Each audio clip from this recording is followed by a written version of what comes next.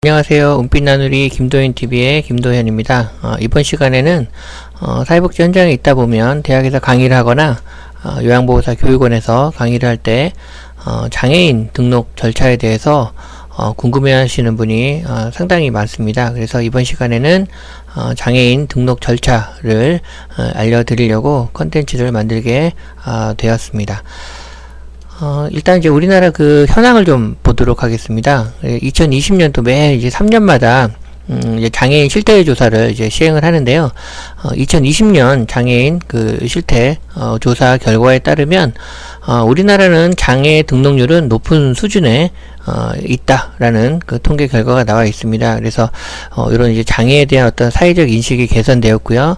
그다음에 이제 장애 등록과 연계되는 각종 서비스가 계속 해마다 늘어나고 있습니다. 그래서 뭐 교통 약자라든지 뭐 장애인과 관련된 교통 소득 지원 부분들 있지 않습니까? 간접적으로 교통비 할인이라든지 세제 혜택이라든지 직접적인 그런 혜택 등 여러 가지 다양한 혜택들이 있다 보니까 이런 부분들을 혜택을 보기 위해서 장애 등록을 하는 그런 경우들이 많아서 높은 수준에 있다라고 볼 수 있습니다. 그러나 이제 그래도 이제 그 등록이 높지만 이제 등록하지 않는 그런 사유들이 있는데 첫 번째가 등록 절차와 방법을 몰라서 그렇죠. 지금 제가 이 컨텐츠를 만들게 된 것도 요 부분인 것 같아요. 그래서 등록 절차와 방법을 몰라서 미등록하는 경우가 많으시고, 그 다음에 등록에 따른 비용 부담이나 과정의 번거로움 때문에 등록을 하지 않는다라는 그런 조사 결과가 나와 있습니다.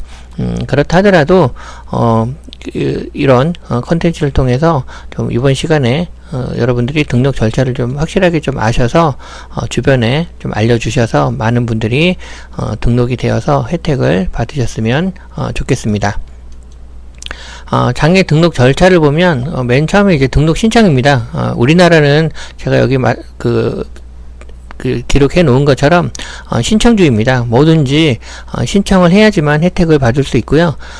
국가에서 알아서 신청을 해주거나 알아서 주는 경우는 거의 없습니다. 그래서 신청주의이기 때문에 장애 등록 절차도 이제 등록 신청을 해야 됩니다.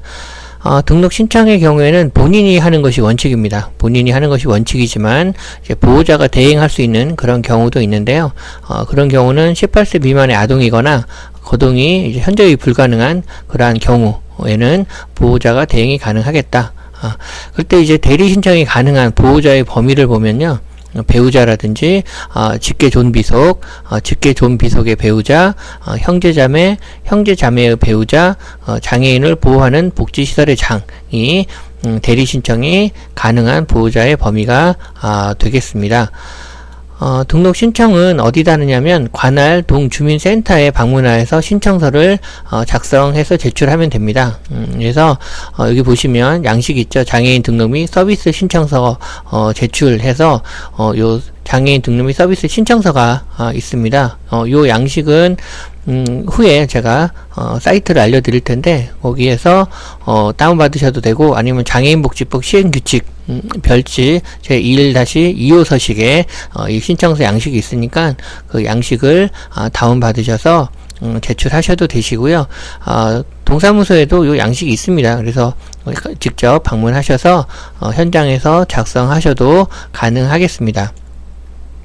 다음에 이제 장애 진단 후 관계 서류 제출이 있습니다. 그러니까 동사무소에다가 행정복지센터라고도 하죠. 그래서 일단은 뭐 흔히 우리가 동사무소라고 아직까지는 얘기를 하니까 동주민센터라고 또 통일해서 다시 한번 말씀을 드리도록 하겠습니다. 앞으로는 그래서 동주민센터에 신청서를 제출한 다음에 장애 진단 관계 서류를 또 제출을 해야 됩니다. 그래서 신청인은 의료기관 전문 의사에게 장애 진단 및 검사를 받은 후에 관계 서류, 이 관계 서류라면 장애 진단서와 검사 결과서, 진료 기록지를 발급받아서 주소지 관할 동주민센터에 제출을 하면 됩니다. 정리하자면 신청서를 제출한 후에 그 다음에 관계 서류를 또 다시 동주민센터에다가 추가적으로 제출을 해야 됩니다. 그래서 신청서 제출 전 의료기관에서 관계 서류를 발급 후 신청서 제출 시 함께 제출도 가능하다. 이 얘기는 무슨 얘기냐면 동사무소에다가, 그러니까 동주민센터에다가 신청서를 제출하기 전에 미리 병원에, 의료기관에 방문을 해서 장애 진단서라든지 검사 결과서, 진료 기록지 요거를 사전에 발급받은 다음에 그 다음에 동주민센터에 신청서 제출할 때 함께 제출해도 된다라는 겁니다. 그래서 반드시 신청서를 제출하고 그 다음에 관계서류 제출하는 게 아니라 관계서류를 미리 발급받아 놓고 신청서 제출할 때 같이 제출해도 상관은 없다라는 말입니다. 그래서 의료기관 방문 전에 장애 등록을 위한 관계 서류 발급이 가능한지 문의 후 방문하는 것도 중요하겠습니다. 왜냐하면 모든 의료기관에서 그 관계 서류를 발급받을 수 있는 것이 아니기 때문에 의료기관에 방문하기 전에 반드시 확인을 하시고 나서 방문을 하셔야 되겠다라는 걸 말씀을 드리겠습니다. 다음으로 이제 장애 유형별 장애 진단 전문 기관 및 전문의를 좀 간단하게 말씀을 드리겠습니다. 그래서 요 기준을 보면서 어디에 해당되는 유형이겠다라는 것들을 판단하신 다음에 해당 의료기관을 찾아서 가능한지 관계 서류 발급이 가능한지 문의하시면 좋겠다라는 말씀입니다. 지체장애의 경우는 절단장애나 기타 지체장애의 경우는 엑스레이 촬영이 가능하고 그런 이제 의료기관의 의사가 그러니까 절단장애는 엑스레이 촬영 시설이 있는 의료기관의 의사가 가능하고요. 기타는 촬영 등 검사 장비가 있는 의료기관, 재활의학과라든지 정형외과, 신경외과, 신경과 또는 이제 내과 중에 이제 류마티스 분과 전문의, 내과 전문의가 있어야 되는 거고요. 뇌병변 같은 경우에도 재활의학과나 신경외과, 그 다음에 신경과 전문의가 필요합니다. 다 이거는 이제 전문의가 있어야 되는 거 기본적인 거니까 기억하시면 되겠고요. 시각장애 같은 경우에는 안과 전문의, 그리고 청각은 이비인후과 전문의가 되겠습니다. 이제 언어장애와 관련된 부분은 이비인후과, 정신건강의학과, 신경과 전문의거나 이비인후과 전문의, 그 다음에 이제 구강학 안면외과가 있는 치과, 그 다음에 치과 전속지도 전문의가 있는 그런 기관에서 가능하겠다. 지적장애의 경우는 정신건강의학과, 신경과, 재활의학과 전문의가 있는 그런 의료기관에서 가능할 것이고요. 정신장애 같은 경우에도 정신건강의학과라든지 한 기관에서 그 발급을 받을 수가 있습니다. 자폐성 장애 같은 경우는 정신건강의학과, 소아정신건강의학과 포함해서 전문의가 있는 의료기관이 가능하고요. 신장 장애 같은 경우에는 그 장애인, 요 투석에 대한 장애 진단은 장애 등록 직전 3개월 이상 투석 치료를 하고 있는 그런 의료기관의 의사로부터 관계 서류를 받아야 인정이 된다라고 알고 계시면 되시겠고요. 그 다음에 이제 심장 같은 경우에는 순환기 분과, 소아청소년과 또는 흉부외과 전문의가 있는 그런 의료기관에서 가능하다라고 알고 계시면 되시겠습니다. 제가 이걸 다 읽어드리지 않고 있기 때문에 혹시 여러분들이 좀 해당되는 부분이 있을 때는 화면을 정지를 눌러놓고 자세하게 좀 읽어보시면 좋을 것 같습니다.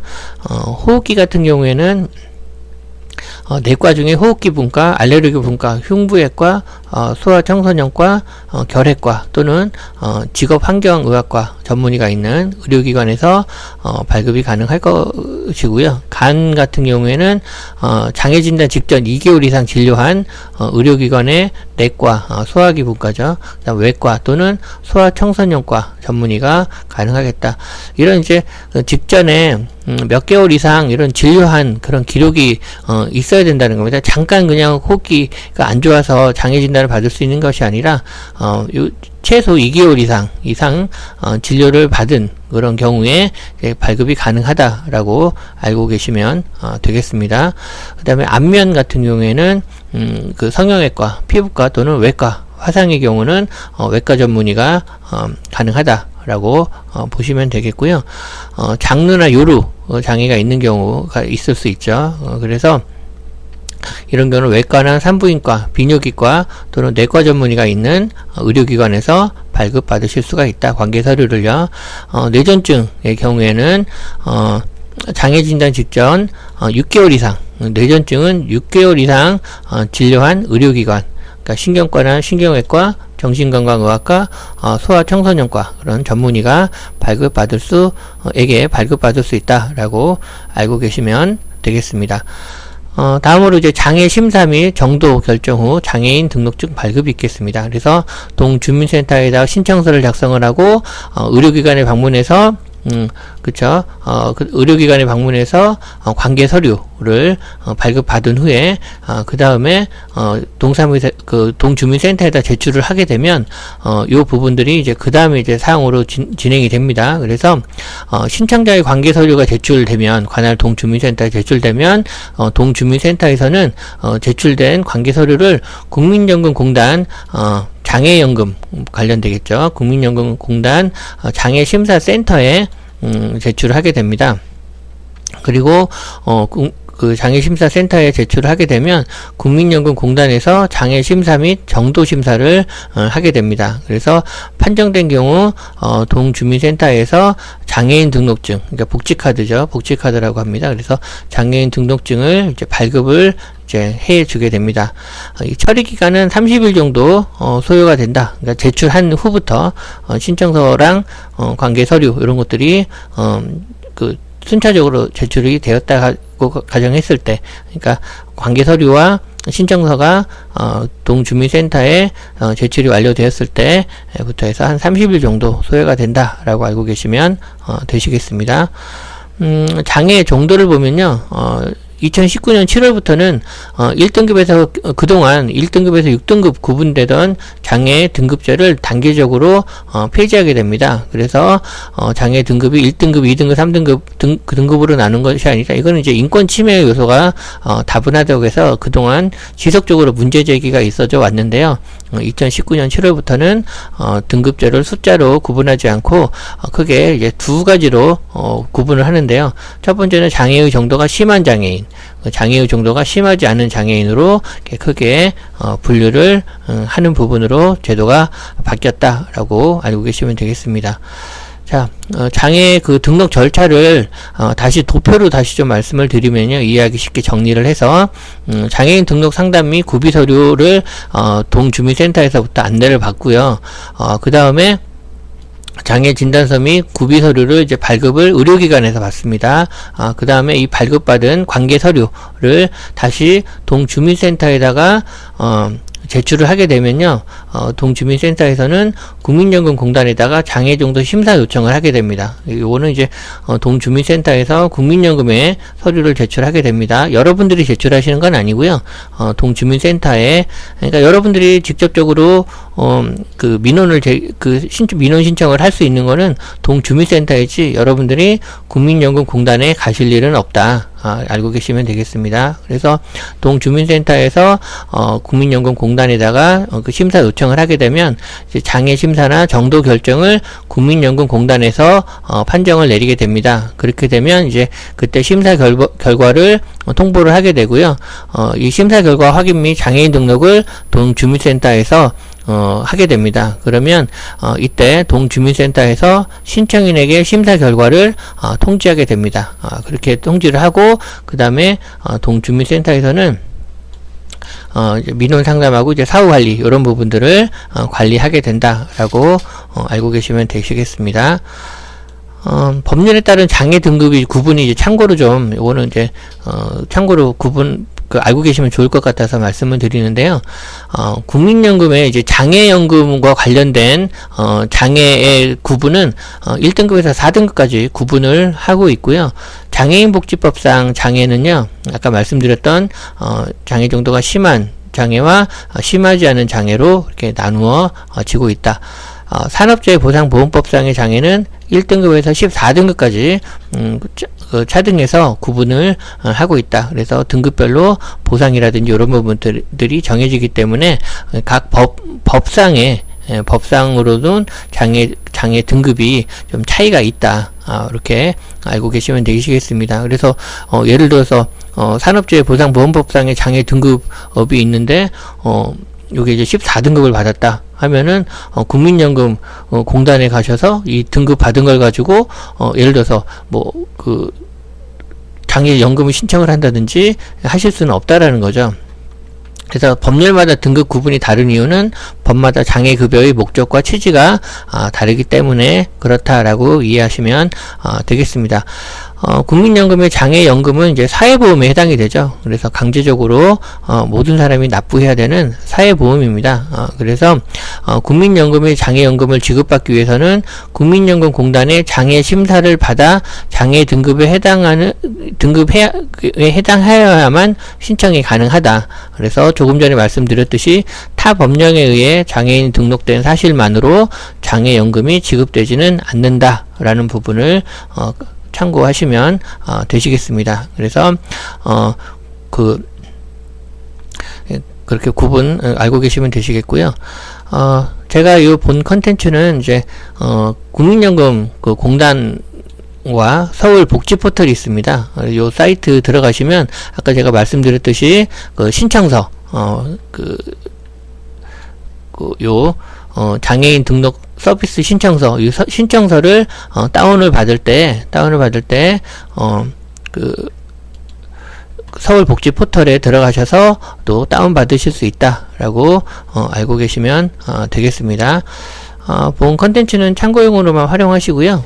더 자세한 거는 국민연금 공단 동주민센터나 국민연금 공단이나 의료기관에 상의하셔서 문의하시면 더 자세하고 상세하고 정확한 내용을 상담 받으실 수 있을 것이고요. 제가 만들어 놓은 컨텐츠는 참고용으로 하시면 되겠습니다. 이 본 컨텐츠 보시고 구독과 좋아요 꼭 눌러주시기 바라겠습니다. 네.